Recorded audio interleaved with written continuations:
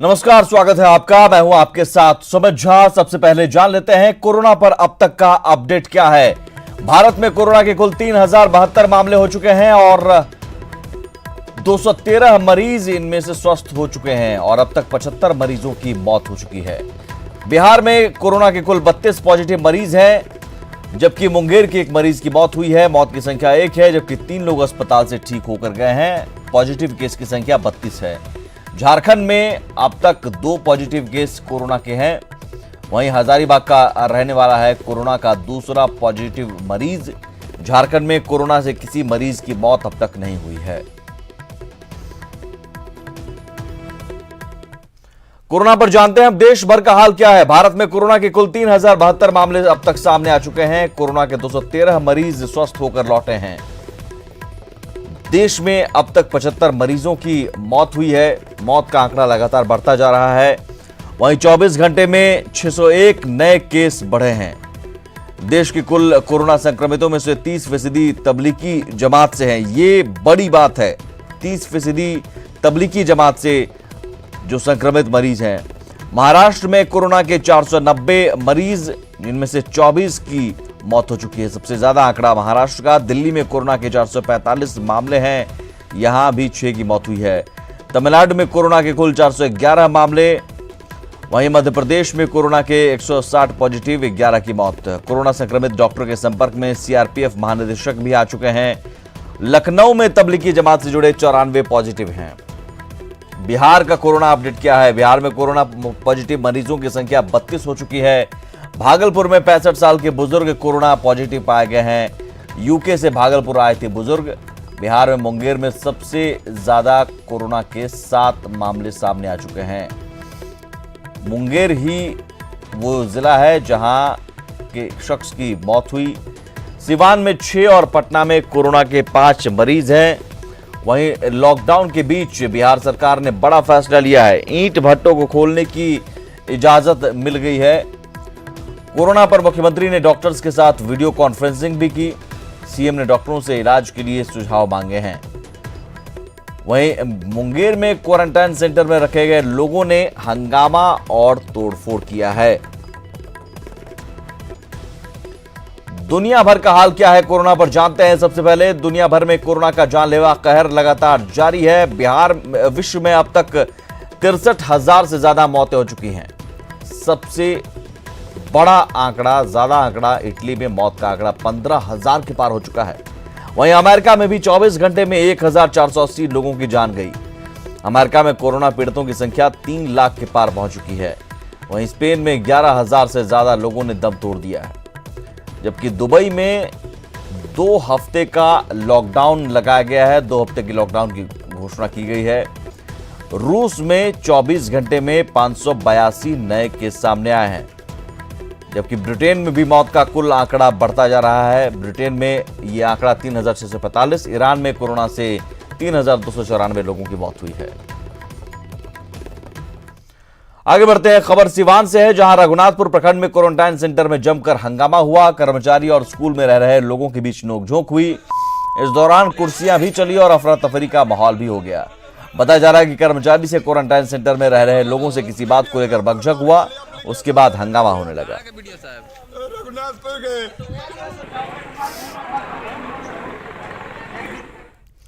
वहीं मुंगेर के गोयनका धर्मशाला में बनाए गए क्वारंटाइन सेंटर में रखे गए लोगों ने हंगामा किया और तोड़फोड़ की। लोगों ने सेंटर में बदइंतजामी का आरोप लगाया। 1 अप्रैल को 118 लोगों की जांच की गई थी, जिनमें से गोयनका धर्मशाला में रखे गए सभी 35 लोगों की रिपोर्ट नेगेटिव आई थी। लोगों के मुताबिक स्वास्थ्य विभाग ने उन्हें आज घर भेजने की कही थी। जब उन्हें घर नहीं भेजा गया तो वे भड़क गए और तोड़फोड़ शुरू कर दी। उसमें कुछ लोग तो जरूर जाएंगे, मगर जो हाई कांटेक्ट वाले हैं उनका लिस्ट हम लोग तैयार कर रहे हैं और तैयार होने के बाद वो लिस्ट डीएम साहब के साथ डिस्कशन करके जिन लोगों का तय होगा उन लोग को छोड़ दिया जाएगा। सुपौल के रतौली गांव में लॉकडाउन के दौरान हुए चर्चित फिल्म शूटिंग मामले में नया मोड़ आ गया है। जिन पुलिस अधिकारियों ने पहले अपने वरीय अधिकारियों को शूटिंग नहीं होने की सूचना दी थी, उन अधिकारियों का लौंडा नाच देखते हुए एक वीडियो वायरल हुआ है। आपको बता दें कि लॉकडाउन के दौरान भोजपुरी फिल्म इश्क दीवाना की पिपरा प्रखंड के रतौली गांव में शूटिंग चल रही थी। लॉकडाउन के दौरान शूटिंग होने की शिकायत स्थानीय लोगों ने अधिकारियों को दी थी। जांच के लिए पहुंचे पिपरा बीडीओ अरविंद कुमार और सीओ राजीव कुमार ने यहां कोई शूटिंग नहीं होने की सूचना अधिकारियों को दे दी। इसके बाद जांच के लिए 25 मार्च को गए पिपरा के बीडीओ और सीओ का नाच देखते हुए एक वीडियो वायरल हुआ, जिसमें पिपरा बीडीओ अरविंद कुमार मास्क लगाए हुए देखे जा रहे हैं। वहीं सीओ राजीव कुमार गाने से खुश होकर ताली भी बजाते नजर आ रहे हैं।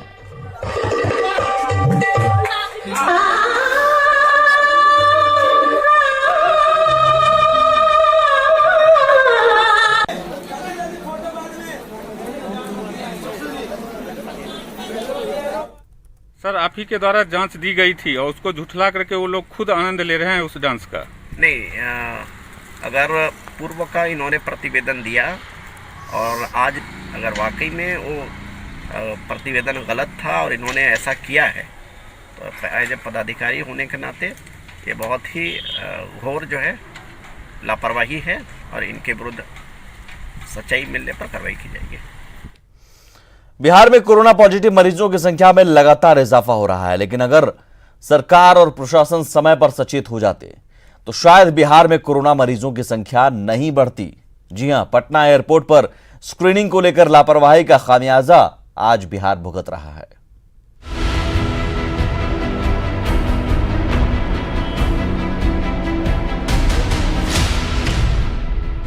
सिस्टम की लापरवाही से बिहार में हुई कोरोना की एंट्री। 30 लोगों के संक्रमण के पीछे सिस्टम की चूक जिम्मेदार। एयरपोर्ट पर लापरवाही का खामियाजा भुगत रहा बिहार। बिहार में कोरोना घुसता रहा, सरकार सोती रही।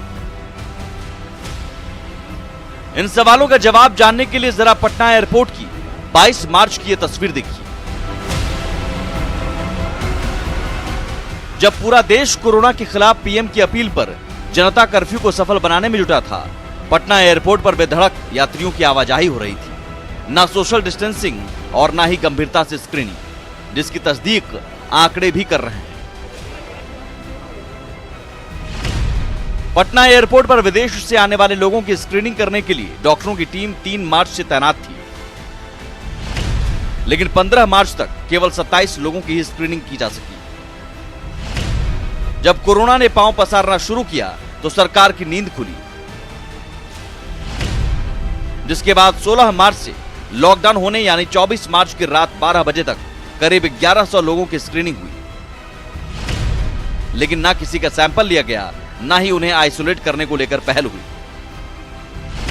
जिसका नतीजा है कि कोरोना चेन बनता गया और मरीजों का आंकड़ा बढ़ता गया,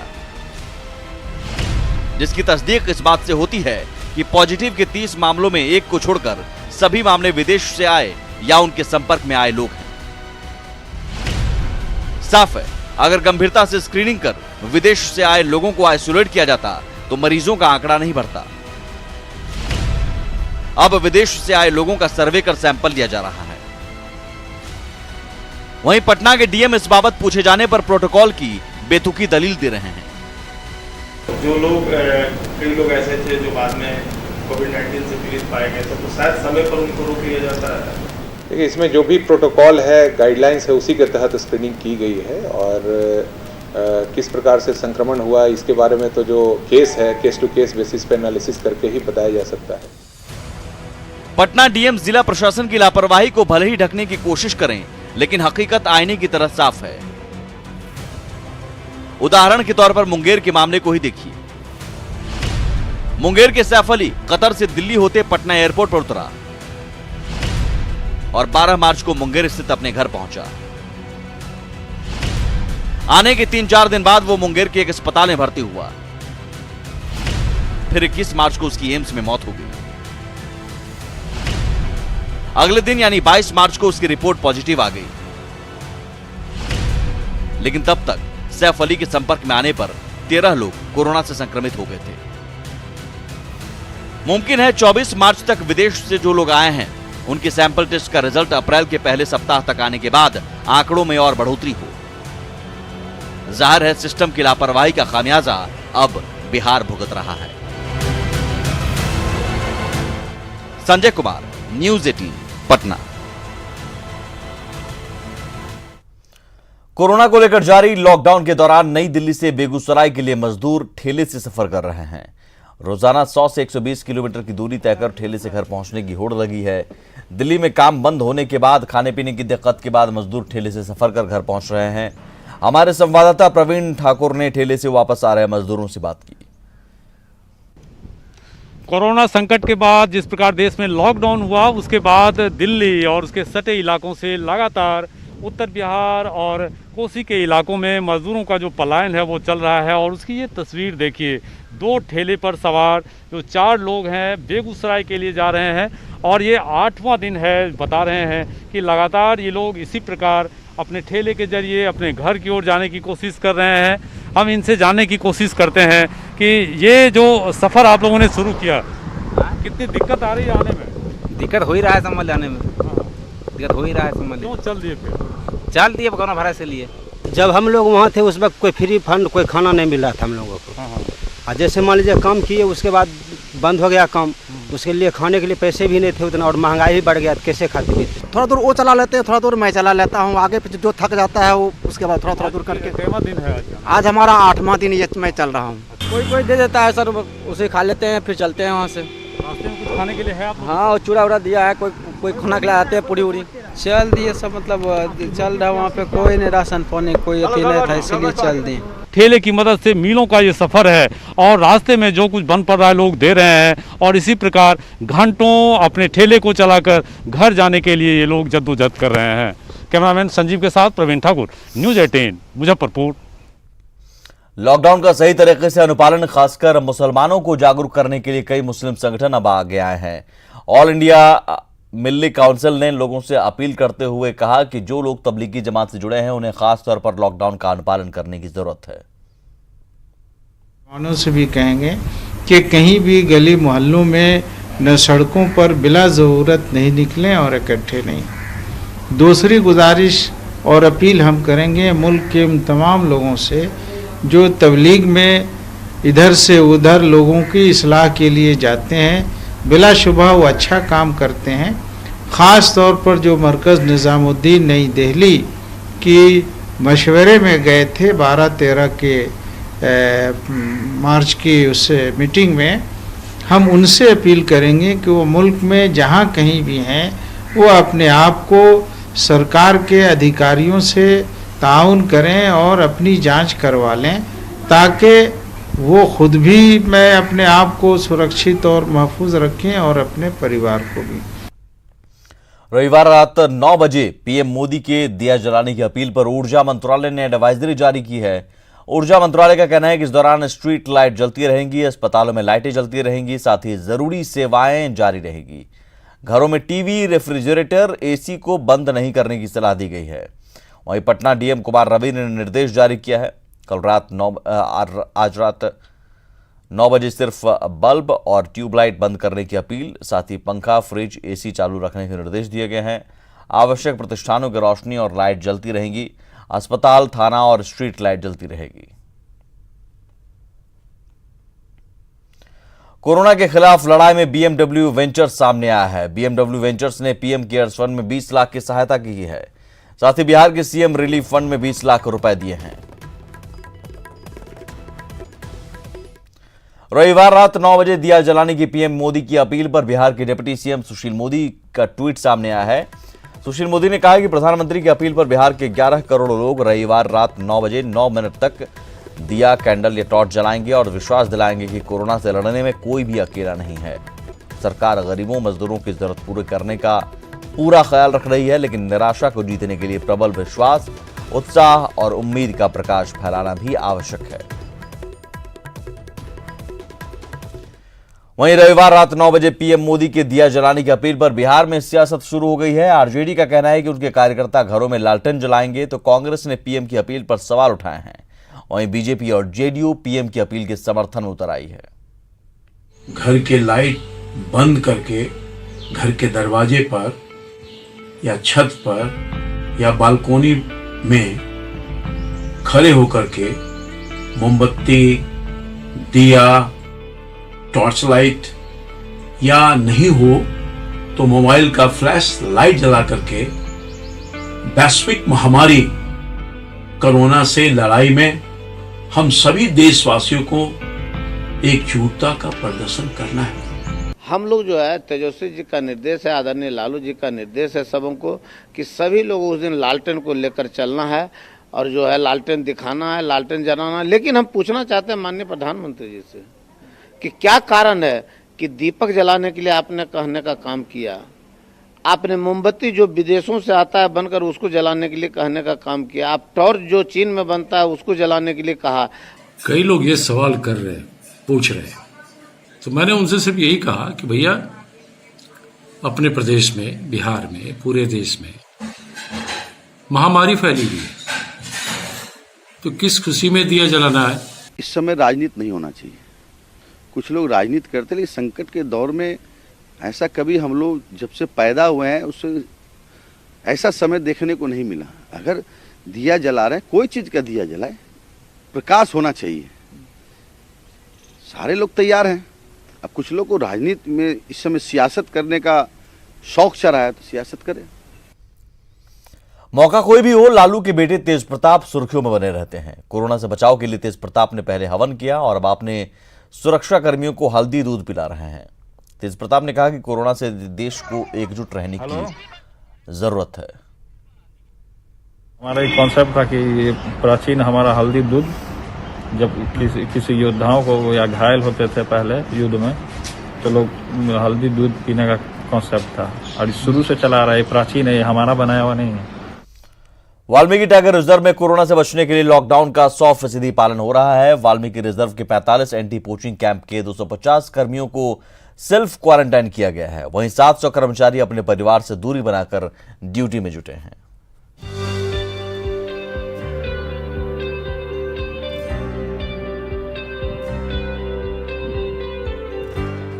ये नजारा है बगहा के वाल्मीकि नगर टाइगर रिजर्व का। देश भर में लॉकडाउन के उल्लंघन के बीच वाल्मीकि टाइगर रिजर्व नजीर पेश कर रहा है। टाइगर रिजर्व में 700 कर्मचारी पूरी तरह लॉकडाउन के नियमों का पालन करते हुए अपनी ड्यूटी कर रहे हैं। गश्त भी साइकिल से हो रहा है। वाल्मीकि टाइगर प्रोजेक्ट के 45 एंटी पोचिंग कैंप के करीब 250 कर्मचारियों ने खुद को सेल्फ क्वारंटाइन कर लिया है।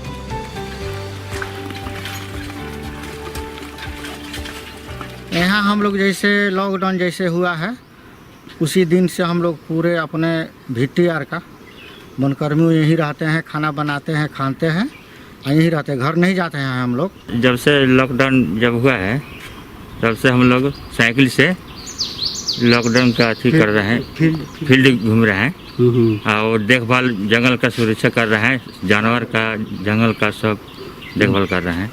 जंगल में ही आप लोग रहते हैं? जंगल में रहते हैं हम लोग। जंगल के शिकार निरोधक कैंप पर तैनात वनकर्मी क्वारंटाइन के बाद अपने परिवार से दूरी बनाकर ड्यूटी में जुटे हैं। वहीं एपीसी में काम कर रहे कर्मियों के पास राशन और भोजन वन विभाग पहुंचा रहा है। जंगली क्षेत्रों में लगाए गए 6 सेंसिटिव नाके पर काम कर रहे कर्मियों को भी इधर उधर की आवाजाही से पूरी तरह रोक लगा दी गई है। सुरक्षा आवश्यक है, तो उसको ध्यान रखते हुए हम लोगों ने यही निर्णय लिया है कि अभी जो ऊपर से हमें जो मिला है निर्देश भी कि जो हमारे एंटी पोचिंग कैंप्स में जो रह रहे हैं कर्मी, उनको भी जाकर के बार बार गांव में, चूँकि खाना खाने उनको अनाज लेने के लिए वो जाते थे, तो अभी वो गांव से भी वो थोड़ा सा ये रहें और उसकी व्यवस्था हम लोग जो राशन की व्यवस्था इस जो पीरियड में हम लोग करेंगे उसको।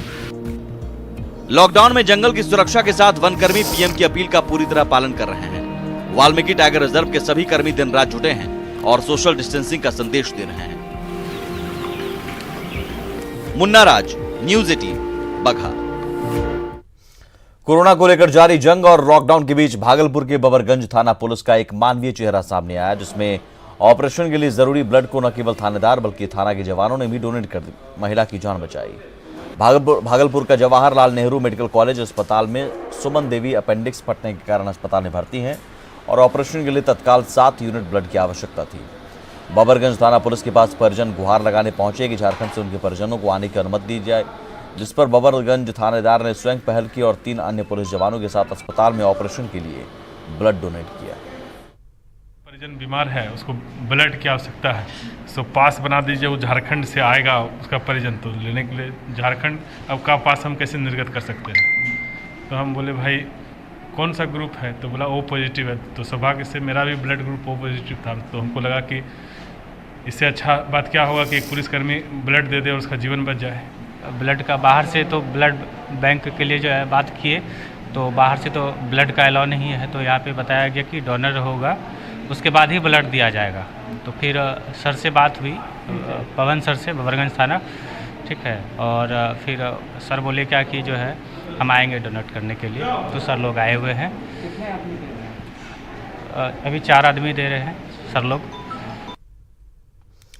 और इसी के साथ इस बुलेटिन में इतना ही। घर पर रहिए, सुरक्षित रहिए। नमस्कार।